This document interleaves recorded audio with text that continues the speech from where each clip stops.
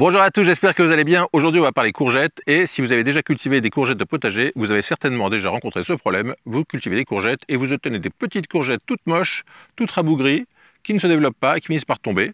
Et vous vous dites, qu'est-ce que j'ai fait de mal? Comment se fait-il que mes courgettes ne poussent pas bien? En fait, pour qu'elles poussent bien, il faut réussir à réconcilier monsieur et madame courgette. Alors, qu'est-ce que ça veut dire réconcilier monsieur et madame courgette? Pour bien comprendre ce qui se passe, il faut faire un tout petit peu de biologie végétale. Il faut savoir que la courgette, c'est une plante monoïque allogame. Alors, ne partez pas tout de suite. Monoïque, ça veut dire que sur la même plante, on a des fleurs mâles et des fleurs femelles. Allogame, ça veut dire qu'il faut que le pollen d'une fleur mâle arrive sur l'organe féminin, la fleur femelle, pour la féconder. Donc, qu'est-ce qui fait que parfois vous avez ce genre de choses, très moche, je ne sais pas si vous voyez, ça c'est une petite jaune qui n'est jamais arrivée à terme, ça c'est une petite verte qui a commencé à se développer et puis qui a arrêté parce qu'elle manquait de pollen.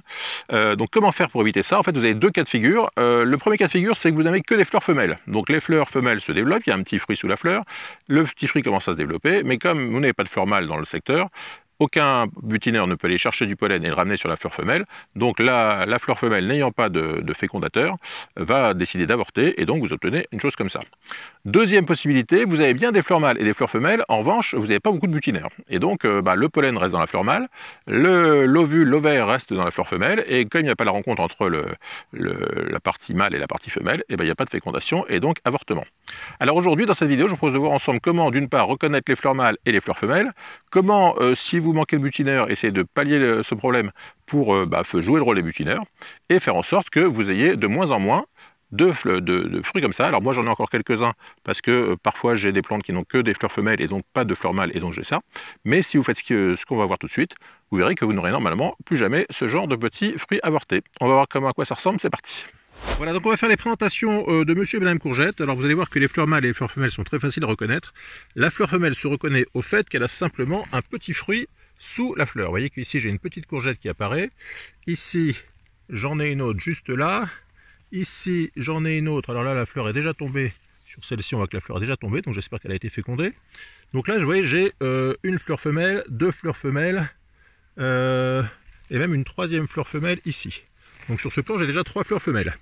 Et donc pour féconder ces fleurs femelles, il faut un monsieur courgette. Et monsieur courgette, il se reconnaît au fait que c'est une fleur avec rien en dessous, c'est juste une fleur. Donc ça c'est pour l'aspect extérieur. D'un point de vue interne, la fleur femelle se reconnaît au fait qu'elle a un pistil. Le pistil, c'est cette petite chose que vous voyez au centre, c'est un ovaire, un ensemble d'ovules. Là vous avez une fleur mâle, et la fleur mâle se reconnaît au fait qu'elle a un petit organe mâle, une petite bistouquette qui est juste là. Alors pour parler en langage plus scientifique, la fleur femelle contient ce qu'on appelle un pistil et la fleur mâle contient ce qu'on appelle une étamine recouverte, le dessus s'appelle une anthère. Donc si vous voulez mémoriser ces informations, chez les fleurs, les organes ont un genre inverse au genre qu'ils devraient avoir. C'est-à-dire que la fleur femelle a un pistil et la fleur mâle a une étamine et une anthère. Donc comment faire si vous n'avez pas de pollinisateurs qui peuvent aller chercher le pollen ici en allant butiner cette fleur, chercher le pollen qui est sur l'anthère pour la ramener sur l'organe féminin, donc sur le pistil, vous pouvez faire le travail vous-même. Alors je sais que parfois on vous dit de prendre des pinceaux, mais c'est pas du tout utile de prendre un pinceau. Vous pouvez simplement aller comme ça, supprimer la corolle de la fleur mâle. J'essaie de le faire avec une main, c'est pas évident. Donc là je perds un peu de pollen, mais c'est pas grave, c'est juste pour vous montrer. Donc quand vous avez deux mains, c'est bien plus simple de faire ce petit travail. Si vous avez des fourmis dans vos fleurs de courgettes, c'est pas du tout gênant. Ah bah voilà une abeille, tiens, qui voulait venir butiner. Donc vous déshabillez la fleur mâle. Vous voyez donc que là, j'ai une très jolie anthère avec beaucoup de pollen sur le dessus. Je vais couper simplement cette fleur mâle et je vais aller faire, ça vous savez faire, c'est comme vous le faites chez vous avec votre conjoint. Vous allez rentrer la fleur mâle sur la fleur femelle de façon à ce que le pollen tombe sur le pistil. Voilà, donc là j'ai mis pas mal de pollen sur le pistil, donc je suis sûr que cette fleur est bien fécondée. Le pollen, l'anthère qui est là contient pas mal de pollen, donc je peux même en polliniser plusieurs. Donc je peux aller sur une deuxième fleur et polliniser une deuxième fleur. Et vous pouvez faire 2-3 fleurs comme ça avec la même fleur mâle. Idéalement, si vous avez plusieurs plants de courgettes, n'hésitez pas à prendre une fleur mâle d'un autre plant de courgettes, d'une autre variété. Tant que c'est des cucurbita pepo, donc des courgettes, il n'y a pas de souci, parce que la pollinisation se passe souvent mieux quand c'est une fleur d'une autre plante, puisque c'est pas la même génétique, et disons que les espèces ont un système pour détecter le fait que c'est une génétique différente, donc il y a une meilleure fécondation. Mais enfin, si vous n'avez qu'un plant, c'est faisable aussi de féconder avec la fleur d'une même plante, mais disons que là, ça marche un peu moins bien. Donc vous voyez que sur ce plan, par exemple, ici il y a une bonne fécondation, parce que j'ai une courgette qui va pas tarder à arriver. Il faut savoir que cette fécondation, elle se fait mieux le matin, puisque les fleurs s'ouvrent le matin. Là, vous voyez, il est midi et la fleur mâle commence à être fermée. Donc faites ça plutôt entre 8h et midi. Et puis il faut savoir aussi que cette fécondation, elle n'est faisable que si vous avez un temps normal. C'est-à-dire s'il fait trop froid, trop humide, le pollen va être poisseux. Et donc il va avoir du mal à se détacher de l'antère pour aller se mettre sur le pistil. S'il fait trop chaud, le pollen va être trop sec, et là encore il va perdre son pouvoir fécondant.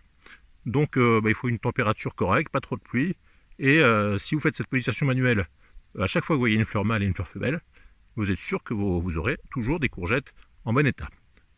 Autre chose à savoir, si vous avez d'autres cucurbitacées, là par exemple j'ai du potiron, vous ne pouvez pas polliniser une fleur.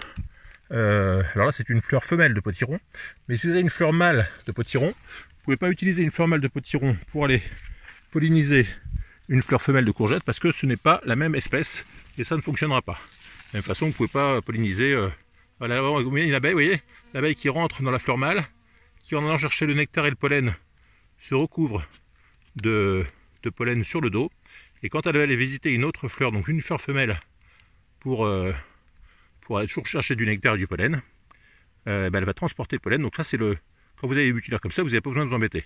Alors moi j'ai des abeilles qui font le boulot, mais par sécurité je fais quand même une pollinisation manuelle. Dès que je vois une fleur mâle et une fleur femelle, boum, je fais une petite pollinisation manuelle, ça prend 2 secondes. Voilà, donc j'étais en train de vous dire que si vous prenez une fleur mâle de potiron pour polliniser une fleur femelle de courgette, ça ne fonctionnera pas, vous ne polliniser que des fleurs de la même espèce. Voilà, et puis dernière chose, on me demande parfois, quand j'ai une courgette qui pousse bien, mais que j'ai une fleur qui s'abîme, enfin qui se fane à la fin de la courgette, est-ce que c'est normal? Alors oui, c'est tout à fait normal. Une fois que la fleur a fait le boulot, c'est-à-dire qu'elle s'est fait belle, qu'elle a été pollinisée par Monsieur Courgette, le boulot est fait, elle a été fécondée, donc elle dépérit, elle se fane, et ça n'empêche pas du tout la courgette de se développer. Les fleurs, ce sont des organes sexuels, donc ils servent uniquement à la reproduction. Une fois que la reproduction est faite, les fleurs disparaissent, c'est tout à fait normal. Donc si vous voyez ce genre de petites fleurs fanées au bout de votre courgette, vous pouvez même les enlever, le boulot est fait, c'est pas gênant. Voilà, donc pas de souci si vous avez des fleurs fanées au bout de courgettes en train de se développer.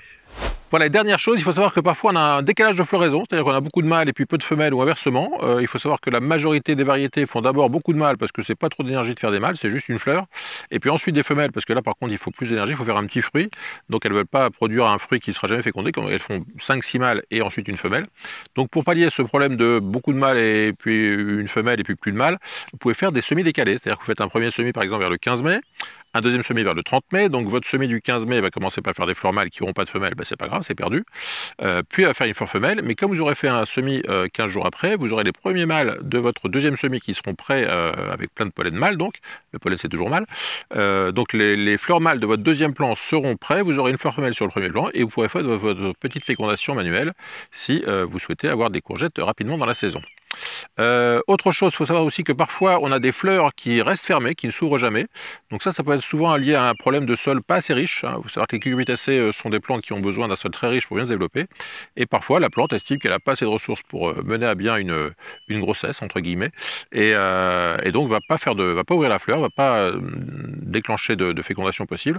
Et donc même si vous essayez d'ouvrir la fleur pour la féconder, ça ne marchera pas. Il faut simplement enrichir plus votre sol. Dernière chose, il faut savoir que ce genre de fécondation fonctionne sur toutes les autres cucurbitacées. Donc si vous avez des potirons, si vous avez des courges musquées de Provence, des butternuts, des choses comme ça, vous pouvez tout à fait faire le même style de pollinisation manuelle, mais comme je vous le disais, uniquement dans la même espèce. Donc vous pollinisez des pépos, donc des courgettes, uniquement avec des pépos. Donc les pépos, je vous rappelle que ce sont les courgettes, les pâtissons, les citrouilles, enfin il y a beaucoup d'espèces de courgettes, beaucoup d'espèces de pépos. Donc toutes celles-là sont fécondables les unes avec les autres. Les potirons potiron, tout ce qui est potiron, potimarron, c'est fécondable entre eux. Tout ce qui est courge musquée, butternut, c'est fécondable donc entre Boscata. Mais pensez bien à ne féconder que les plantes d'une même espèce. Vous pouvez mélanger les variétés d'une même espèce, mais pas, comme je vous le disais, féconder une plante d'une espèce avec une autre espèce, ça ne fonctionnera pas. Voilà, c'est tout pour aujourd'hui. J'espère que cette vidéo vous aura plu. Si c'est le cas, n'hésitez pas à mettre un petit pouce bleu juste en dessous. Si vous avez des questions dans les commentaires, c'est juste en dessous là aussi.